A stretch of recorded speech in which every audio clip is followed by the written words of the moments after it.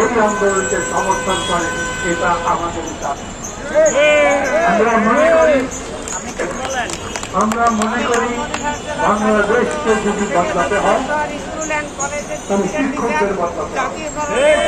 আমরা মনে করি বাংলাদেশকে যদি বদলাতে হয় তাহলে শিক্ষাকে বদলাতে হবে।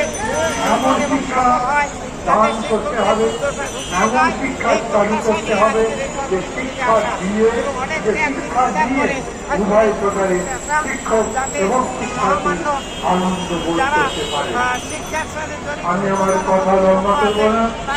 আমি আপনাদের আজকের সাথে যেমন ৭১ ঘোষণা করছি, আপনাদের এই ১১ দফার সাথে ৭১টা ঘোষণা করছি। আগামী ১৭ তারিখ থেকে আপনারা যে কর্মসূচি পালন করবেন তার সাথে ৭১টা ঘোষণা করবেন। একই সাথে বলি, জাতীয়করণের মূল দাবির ভিত্তিতে এই যে লড়াই আপনারা আবারও এই পর্যায়ে শুরু করছেন। আমরা একটা জোটে আছি গণতন্ত্র মঞ্চে। আজ বিকেল বেলাও আমাদের বৈঠক আছে, সেখানে এই কথা